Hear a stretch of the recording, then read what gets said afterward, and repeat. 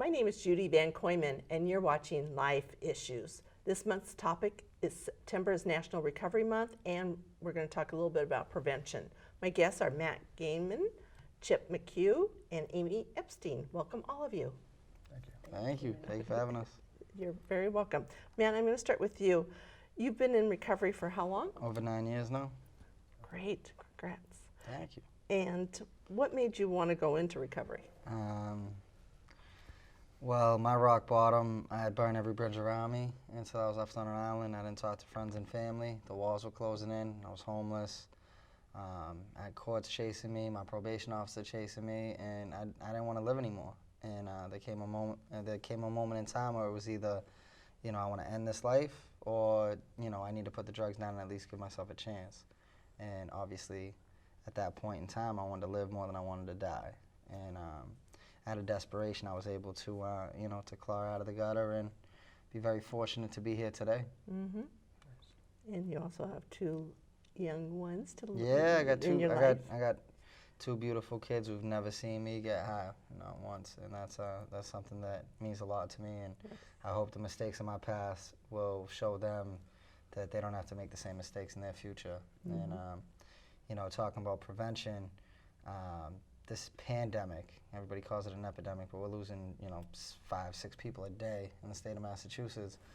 The only way we stop this pandemic is prevention and education with youth. And my son's 7 years old, and I've already talked to him about destructive decisions, and you don't have to take something to make you feel better, or put that mask on. So. Mm-hmm. Exactly. And now you're helping to change people's lives, and what do you do to do that? I work with Banyan Treatment Center. I'm an advocate, I'm an activist. I get involved with different coalitions across the state. I host Banyan Recovery Radio every Tuesday night. I help connect people to resources. I answer, phone calls for people that need detox, treatment, rehab, sober housing. When I was at that low point in life, I didn't have anybody I could call. I remember how lonely it was, and it's a really dark and lonely place. And I'm kind of like, the person people reach out to when they're in that dark, lonely place. And having that support system is huge for somebody who's struggling and already feels alone. Kind of being that positive, hey, you can do it, believe in yourself, because there's a lot of negative, it's a negative stigma when you go into the emergency room or when you ask out for help. But when you call these detox and they say, no beds, call in the morning, and it's real cold. And one thing that I do is I try to talk to them, I try to get them beds, and say I can't get a bed for that day, they can still be in contact with me. It's not, it's not necessarily just that cold response of call every hour, give that false hope, or call in the morning and they just hang up on you. It can be very discouraging for an addict. Exactly. And you are also a poet and wrote a Yes, book. Would you yes. please read one of your poems? Sure. Well, I'm not going to read it. Can I perform it? Yes, of course. for you? Of course. Okay. I don't even know what camera it is, but it's all good. Impatiently waiting until the smoke clears. Tightrope walking between insanity and serenity. I wonder if I can ever find hope here before the rope tears and the last thread of my misery. I can't escape the fog. The hands of failure grab hold of me, choking me, exposing the broken me of what I was supposed to be. A wrong turn at the fork in the road. Now I can't turn back. Will the door of opportunity close, or should I make my own path? I knew I shouldn't have sold that. A trip away from this foolish paradise to a place where angels with clipped wings make guitar strings sing into the afterlife. For my soul, the devil wants to know what's the asking price. My fall from grace was quicker than slipping on black ice. Still searching for solid ground, spiraling and falling down. Is this really my calling now? Does it still make my heart pound? Standing on stage, staring out at the crowd. But it's nothing but empty seats. Do I do it for them, or do I do it for me? Do I do it for inner peace, or do I do it to be free? Just breathe, because I want to take your breath away. Well, I welcome y'all to my palace of shame and introduce y'all to my marriage to pain, carrying the shadow that I battled to change. And the war was ugly. I rose from the ashes of a junkie. Used to load up in the bathrooms of donkeys. Now I'm getting half the crowds in front of me. Like the applause was a fix only fit for a druggie, so I take a hit off the people screaming they love me. And for that one shining moment, these dark skies become sunny. I forget about the nights I was alone, roaming the streets with no place to go, no place to call home, raising a broken child on my own, and you wonder why I got stoned. Chemicals numbing my sharp senses. How many nights was it park benches, a story that's heart-wrenching where I stopped venting. The ghosts of my past coming back for vengeance, syringes saying use me, and you won't end up back behind barbed wire, fences, but I'm against this. So I pull a piece of paper out and I let my pen bleed. For you to remember me, even if my physical presence is deceased, the essence of my being will never leave. Inside these words, please cherish me, for my soul to be set free is more than just a memory. Thank you. Amazing. A little different than reading, slightly. Mm-hmm. Yes. Yeah. And where can people buy your book? Is there? I mean, you can find the ebook online. It's called The Shadow of an Addict. It was put out a couple years ago. I'm working on my second book. You know, anybody that wants to hit me up, Matt Ganem on Facebook, Matthew.Ganem@gmail is an easy way to reach me. So. Okay. All right, great. And we're going to switch over to Chip. Chip, you are one of Winthrop's newest peer recovery coaches. Why did you want to do this? First of all, let me say that was fantastic. Thank you. Yeah. Wow. And how can I follow that lead? So yeah, the question again. Sorry. No, that's okay. You are one of Winthrop's newest peer recovery coaches. Yeah. Why did you want to do that? Well, I spent 28 years in the throes of addiction, alcohol and drugs, and about 6.5 years ago, I was in jail, and I found freedom. You know, I had heard a message that applied to me, and I didn't think it was necessary to drink or drug from that point on, and you know, and now I realize it's all about giving back, and this opportunity presented itself. As a matter of fact, there were 2 qualifications that were required for this position, and one was I didn't have. That was for a driver's license, and I don't have that yet. And you know, under normal circumstances, I would have said, you know, I don't qualify, and I didn't. I was like, you know what, I'm interested in this, and I'm gonna do what I can. They set up an interview, and you know, here I am. So pretty cool. Great. Yeah. And what type of training did you have to go through? So Danielle is my partner. She and I both got hired. I think they were looking for one peer recovery coach, and heard the 2 of us and had made an agreement that they were going to take on the 2 of us. So that was a wonderful thing. She's a friend of mine before starting this endeavor, and you know, our bond is a lot tighter now. But yeah, so we did training provided by a grant that we're part of. They paid for our week training out in the western part of the state. We'd go 9 to 5 every day for a week, and it was part of, I think it's Connecticut's curriculum for certified peer recovery coaches. Massachusetts does not have certification yet. It'll happen, but until then, they went with this strong curriculum that Connecticut has, and so yeah, that's what I've done. Great, awesome. Yeah. And we hear almost every day about the opiate situation in the state, and it's claimed around 1,200 lives last year. And we just had a young adult in Winthrop recently that died of an overdose. Do you see more people getting into recovery? I'm extremely hopeful. That's part of my recovery, is being optimistic, hopeful. It's a challenge. There's a lot going on, and I think that I'm going to give Winthrop a lot of credit for stepping up and addressing this issue. And you know, time will tell. And I you know, like I said, I'm an optimist and hopeful. So, yeah, I'm really encouraged by what we're seeing so far in this short period of time. Great, good. And what is the process that people go through to talk to you or the other coach to go into recovery? So that's varied. A typical situation, I'll say that, we'll just say hypothetically that there was an overdose. First responders would answer the call. Officer Sako Jujirian typically will go to the house of the person who had the overdose. Who had the overdose, and ask them if they'd be interested in speaking with a peer recovery coach. And so far, he's straight across the board. Everybody has said yes. And that's one avenue. Another is word of mouth. Yeah, so it's varied, but typically that's where we're getting our leads from the first responders.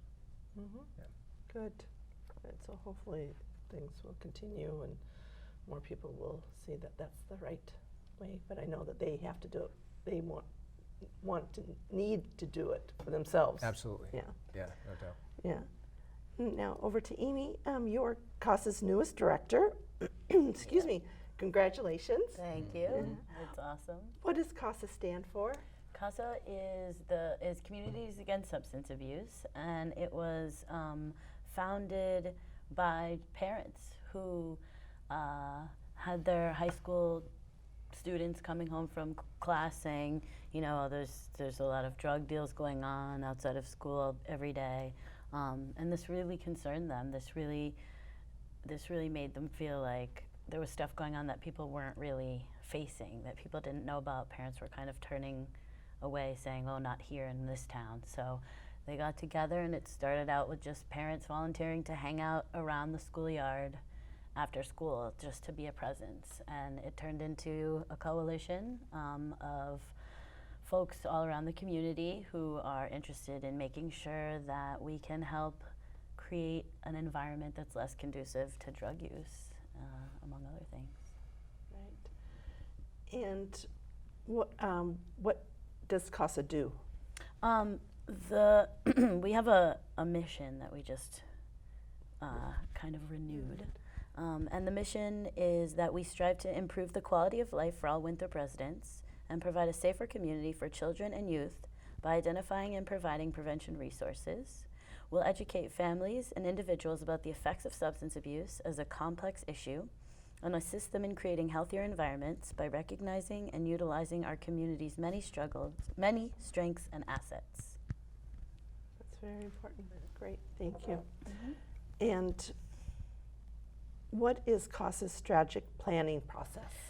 So one of the things that's really exciting is CASA has been creating a new strategic plan so that we can get ourselves functioning in a way that involves needs and also wants from the community. So CASA is a coalition, which means that anybody who has any interest in making a safer community has a seat at the table. We welcome everyone. We want to work with liquor outlets if they're interested. We want to work with folks who might have family members who are not in recovery yet.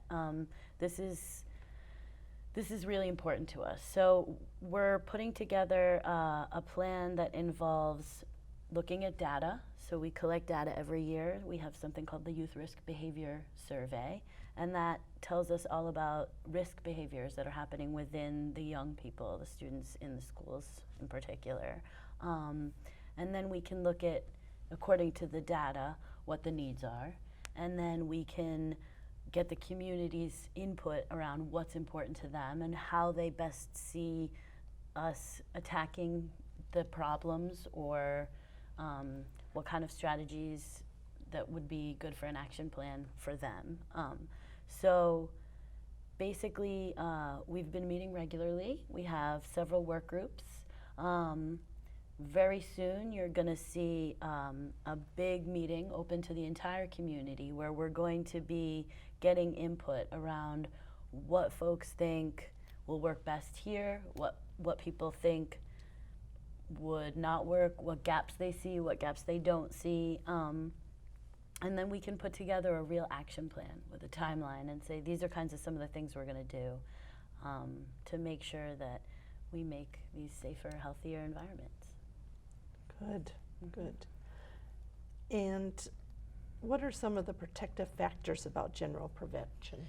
So protective factors are really important to me, and I think we tend as a society to focus on the negative. So we have, for example, this Youth Risk Behavior Survey, which talks about all the different risk factors that our young people experience that make them more likely to use substances. For example, you know, not a lot of family connectedness, or not, you know, maybe there's not enough money, whatever the different risk factors are in your family or in your life or in your school and your community, they make you more likely to use drugs and alcohol. However, I like to look a lot at protective factors, and protective factors are something that you can bolster. It's this really strength-based way to look at prevention.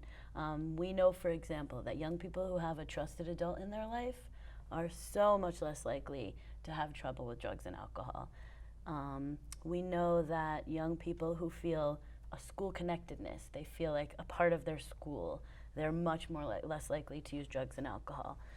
Young people who have connections to athletics or religious groups, or, you know, there's different things that we can look at that we can say, how can we see our strengths that we have going on here? For example, it's my understanding that the public schools are really supportive of their young people, and they feel like in their school they feel rewarded for good behavior, for example, which is a protective factor.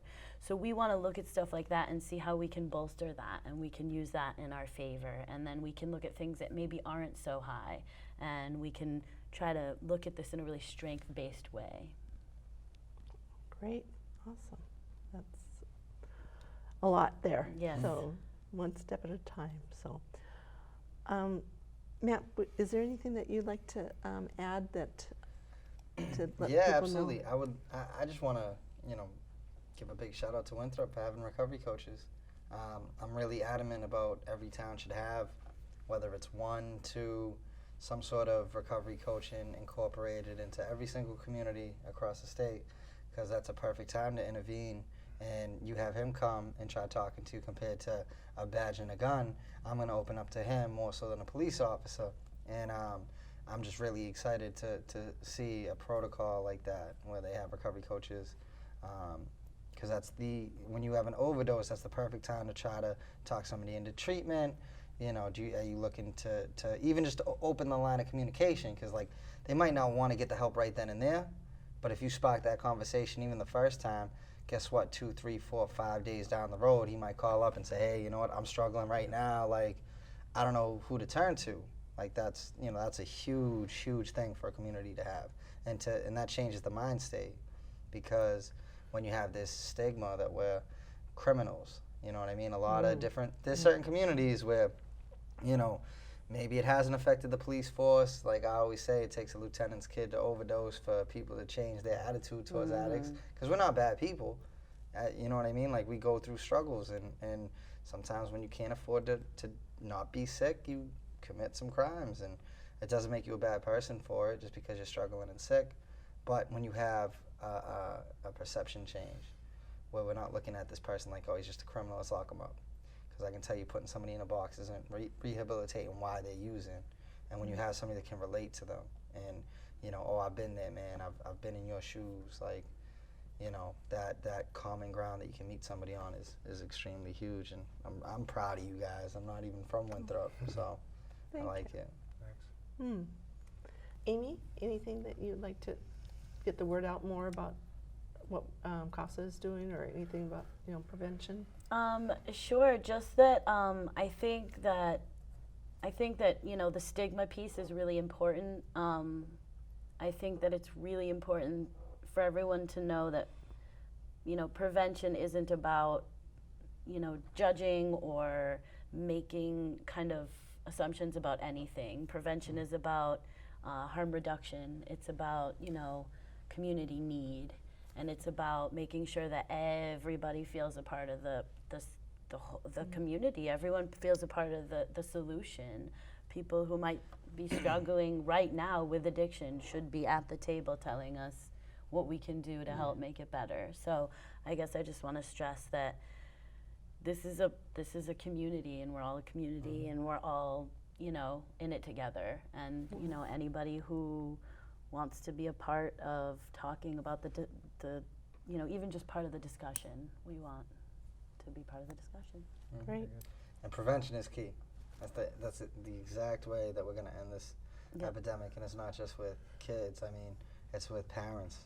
Absolutely. How many times do you hear parents say, "Oh, it's not going to be my kid.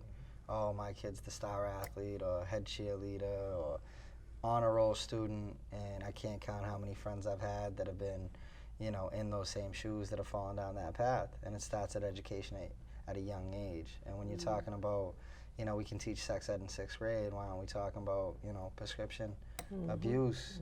Why aren't we talking about drug use? I mean, these bad choices, bad decisions, and we need to, in my opinion, create something that fits the youth that they can engage in, and not just, throw out an obsolete, DARE program or something that's been running around for 30 years. And proven ineffective.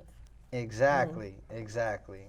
I'm more along the lines of putting these funds, or whatever the funds for treatment and prevention, towards a more cutting edge, a more 2015 type model of prevention. That's my opinion. But I know when I was in high school and the DARE program came, I was probably high listening to the thing. Like, I'll never, for me personally, like, I speak in front of high schools and colleges, and I remember being in high school laughing at the guy that was up there, and then go figure, 15 years later, there's me standing in front of all these kids saying, don't be like me. This is what I did wrong. And I know for the response that I get from the youth, like, they kind of, with the poetry as well, like, they relate to me in a different level, and I can kind of connect with them. But you need to engage kids at a young age, and even if it's role play, like what happens in this circumstances, how do you react? And peer pressure is something that's huge when you're dealing with, how many times in how many communities are people sitting around at a table like this and somebody breaks out something that's, here's a beer, here's a joint, here's a couple pills, and you take it, and then if you don't take it, us three aren't going to hang out with you. You know what I mean? That's really hard to tell somebody who's 13, 14, 15, impressionable, to walk away from that situation. So how do you educate them on what to do? And I think you raise a really good point in that, reaching young people in particular, one of our strategies is to have a youth advisory board. And I think for me, my belief is the young people have to be behind the efforts. I am, almost 40. I am not fun or cool. I'm not going to convince anyone under 20 that it's a good idea to hang out with me.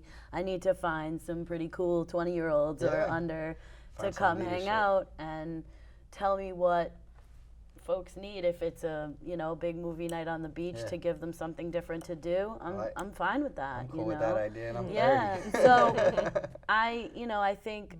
And the other piece that I think we also ignore is this whole social media piece too. And I think that there needs to be some kind of social norming on social media. You can turn on Facebook. A lot of adults are ignoring this, but you turn on Facebook and it looks like everyone's drinking. Everyone's there with their drugs and alcohol.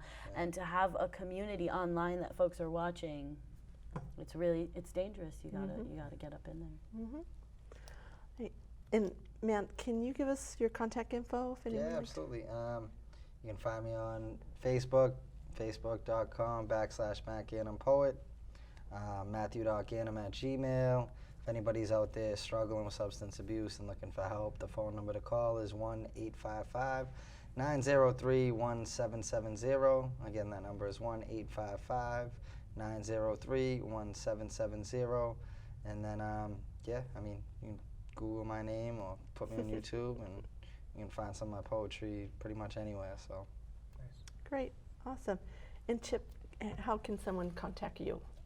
I actually, by email right now, you can reach me at chipmchugh@comcast.net. It's CHIPMCHUGH. Great. Okay, and Amy, if someone would like more information regarding CASA, can you give us the best way? Absolutely. There is a website you can go to, which is winthropcasa.org, and there's a place to submit your information if you want more information, or you want to volunteer, or you want to join the coalition. We also have our office number, which is 617-207-1627, and you can also reach me directly at Epstein, EPSTEIN, at winthropcasa.org. Great. I'm sorry, but that's all the time that we have. Thank you all for helping those in need, and wish you all the best in your future endeavors. I'd love to hear your thoughts and suggestions. Please send them to lifeissuestv@gmail.com. And remember, live each day to the fullest. There can be miracles when you believe. Though hope is frail, it's hard to kill.